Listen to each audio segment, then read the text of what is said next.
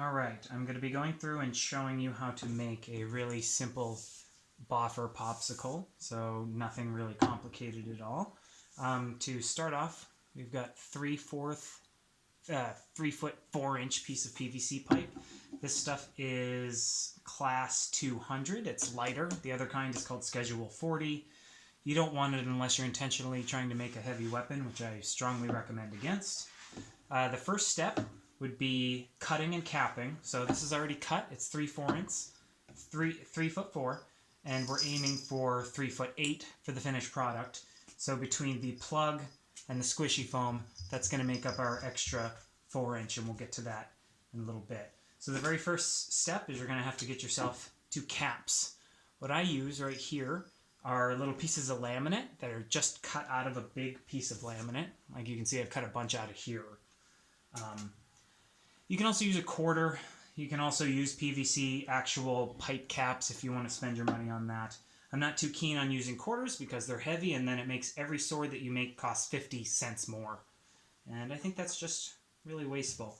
So you get strapping tape. You can get this stuff at Staples or any hardware store. It's called strapping tape or filament tape. It's very strong. It provides scaffolding and strong hold-in-place tape for everything. And none of this is actually going to be visible when the weapon is complete, so it doesn't really matter so much the details of how you use it. But when you're capping the pipe, you want to take the little piece of plastic or quarter, etc., put it on there, do one up and down, one left and right, and then you have this nice little crisscross hatch pattern on the top. So that's not going anywhere. And the purpose of this is that it caps it, so if for some reason your weapon catastrophically fails and you're jabbing somebody, you don't drill into them and take out a core sample, which would not be good. The entire point of the sport is to be fun and safe, which you want to think about with each little consideration you make as you're going through your foam smithing. So that's one cap. Messed this one up already.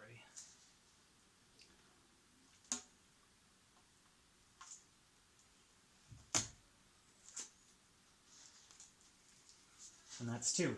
Easy enough. Next thing you're going to have to do is put a plug up. You don't want the pipe to be right up to the end of your thrusting tip, because that would also be obviously unsafe. So take a piece of pipe foam insulation. You can get this stuff at Home Depot. This is 3/4 pipe. This is 3/4 pipe foam insulation.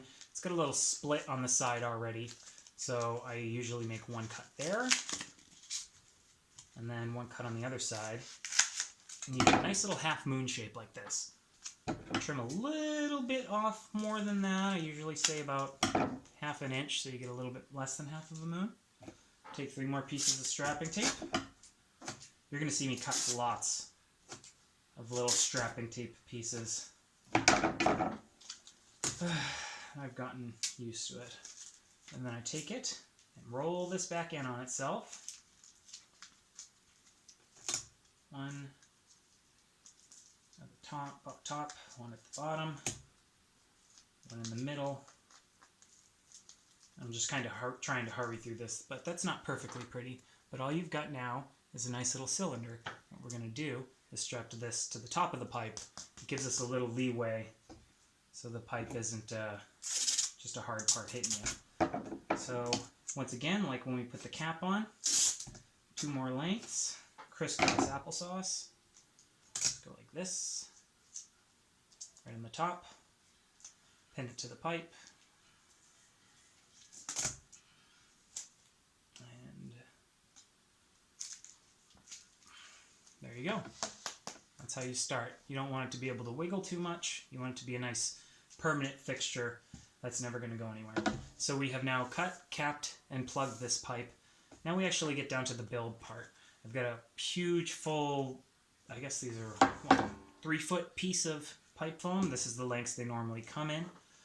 And just slide that right down your pipe. Sometimes you have to do a little massaging, depending, and especially if you use something like a real pipe end to it, then this is a pain in the butt. So I like to go all the way until it's flush like that.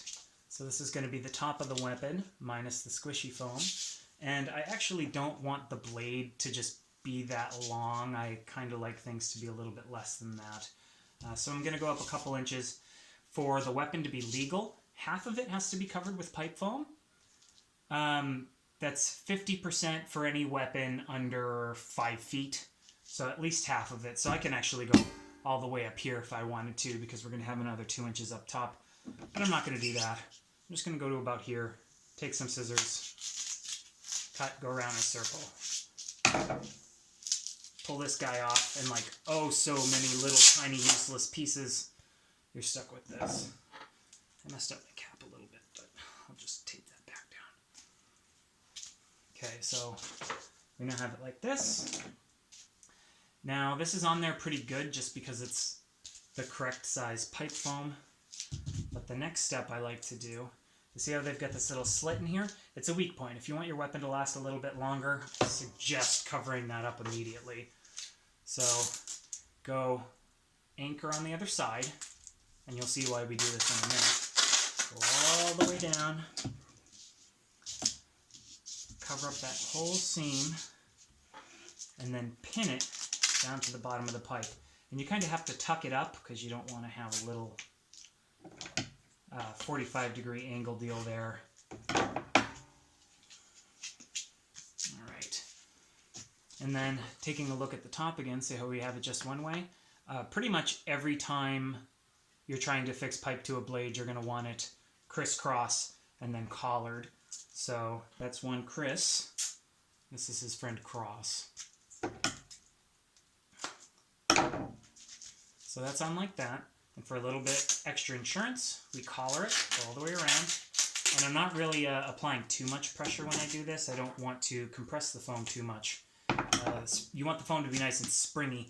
That's what makes it hurt less when you hit people invariably, accidentally in the face, especially. People will be thankful. So down at the bottom, we've already got one little spot where it's secure. You can see that where we've followed our tape blade down to the bottom. I'm going to take 3 more, less the collar. These pieces are like 4 inches, 3 inches, whatever. Not a big deal.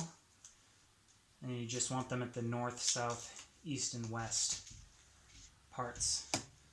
And this helps you guard against pipe wobble. If you don't do this well, sometimes your pipe, after fighting, will come loose. Your pipe foam will come loose from the pipe.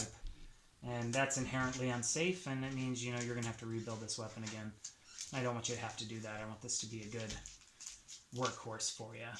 So we've got that all the way around down here. So I'm going to collar it up here, and I'm going to collar it down there as well. Just like so. And if anybody's ever paid me for a commission or anything like this, I am much less sloppy. This is going to be like an NPC or a giveaway weapon, not something that I'm going to take great personal pride in. Normally I'd avoid a lot of wrinkles. That's up to you. How much time do you really want to spend on it? Entirely up to you. So we've got this weapon, and right here, if we just covered the whole thing in duct tape properly, this is actually a perfectly legal 3/6. Pretty safe, nice and light, not going to hurt anybody. Even without the duct tape on it, it doesn't hurt. Now the next thing I like to do for most of my weapons, anytime I have it available, is get some squishy foam. This stuff you can get out of, it's like upholstery foam. It's just infinitely compressible, and it always just springs back into place. I had like an old cushion that I cut up. I'm going to be using that for the next like 5 years because it goes on and on and on. And how we're going to anchor it is similar to how we did our tip here. We're going to put it on top. We're going to do crisscross, then a collar. So that means 3 pieces of tape, one of which is going to be longer. So 1, try not to cut my fingers off, 2.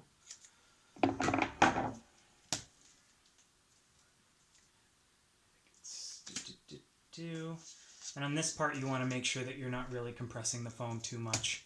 The more springy, the better. You also don't want to cheat yourself on length, because every inch counts. If you've ever sparred with somebody, you know that. Sometimes you just barely graze them. And with a little bit more length, that's a sure hit. So, crisscross collar. And there you go. You have your weapon. Now we're on to finishing. Finishing is when you take tape and you cover the weapon with tape. There's a lot of nuance to it, and this is where a lot of the artistry can come in. Also, you can add hilts and stuff like that. I'll probably do a tutorial on hilts later on, but right now I'm just trying to make sure that people understand the basics of how to build something safe. So how I like to do it is, if you can do it with just 3 pieces of tape, try and do it that way. If not, it's okay. But I strongly recommend that you go lengthwise and try not to collar the pipe like this. This compresses less and hurts a lot more if you nail somebody with it. So I just pin a little bit down past the bottom of the blade. We're going to go up to the top, maybe like ½ inch over. And wrinkles are okay, but I don't like them, so I'm trying to just kind of gently get those guys down. Right at the top, so you've got a little hangy bobber. Just pin that down for now. And you go on the opposite side. If you did it right.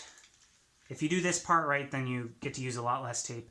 If you screw it up, sometimes you'll end up needing to use the dreaded 4th piece of tape, or 5th if you really royally screwed it up. So, let's see, that looks about there. And see how I'm just kind of like gently laying it on there? You don't want to compress the pipe foam if you can help it. Once again, it's a little centimeter on the top. Massage it down into place. Alright, and then you get this.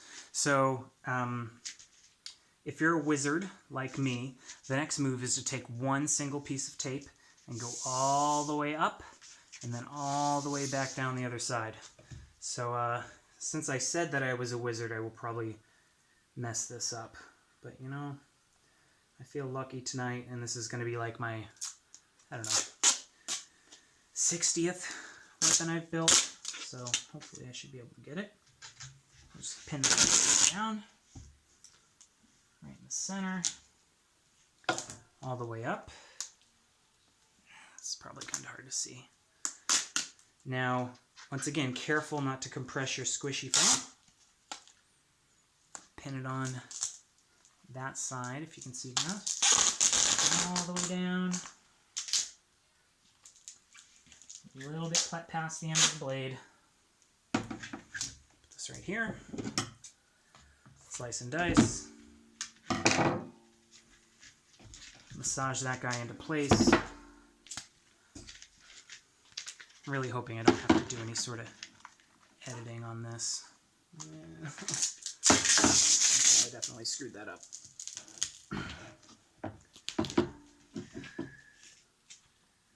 I got like a big fold in the top and pinned down my squishy foam.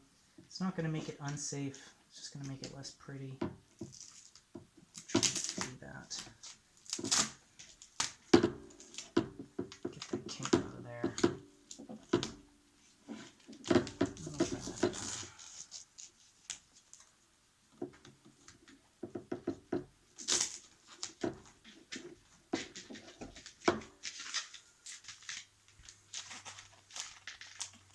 Okay, so I did pin it a little bit, but it doesn't really matter. As you can see, there's a nice compressible squishy tip.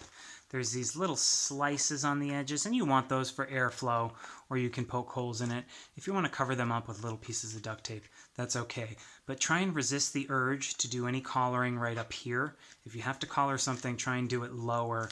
You don't want collaring on the striking surface, because that's not going to feel good for your opponent. Always care about your opponent. Down here, I'm just a little ugly, so I am going to go around it once. Pins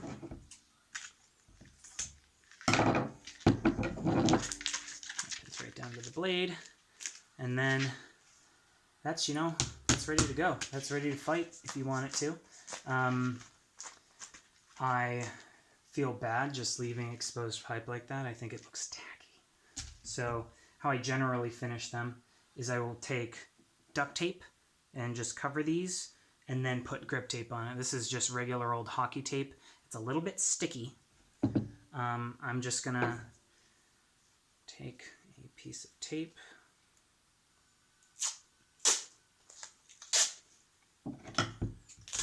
slice my finger off. Turn around here. Nice and pretty. Realistically, I don't think you're going to be gripping it way up here. I mean, you can choke up on your weapon, that's fine. But, I mean, sure, it's your design, do what you want. Down here, it's hard to mess up. And then I'll go around again. Duct tape is infinitely cheaper than grip tape, so I try and use it when I can. Didn't stab my eye out, that's good. I don't like having this little ugly end here either, so I'm just gonna put a little square there. Cut that guy off. Spare piece. All these problems when I try and go fast for the camera. Alright, so let's just cover it up like that. I'm going to color that as well. And if you do this in different colors and some nuance and put little loops and stripes and all these nice little signature things that really make you stand out as a foam smith, that's always nice to have. And for now we're doing a big, ugly, black Boffer sword. So, see, now I've just got kind of the area where I want my grip to be. And a pro gamer tip I will give everybody is always spiral wrap down upwards. That way the raw edge is facing down, so it's less likely to wear over time. So just go around it. And continue on, covering that all up. This grip tape, I've only ever found it retail in white and black. I prefer black. White gets gross after you play with it for a while. You know, it turns gray and brown, or heaven forbid red, because you cut your finger with the scissors before you started the camera.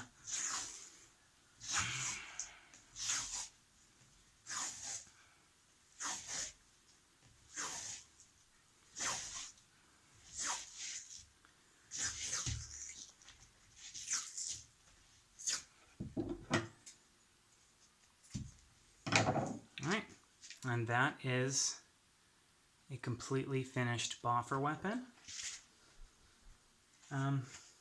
Not the lightest thing I've made, but you know, not bad. I could spar with this. I ain't afraid.